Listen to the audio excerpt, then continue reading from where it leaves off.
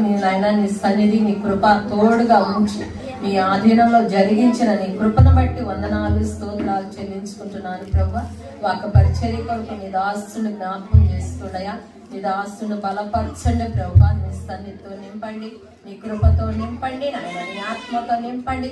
కొంతలేని ఆత్మను ప్రభా నీ దాసుడికి మీరు దయచేయమని ప్రార్థిస్తున్నాను ప్రభా.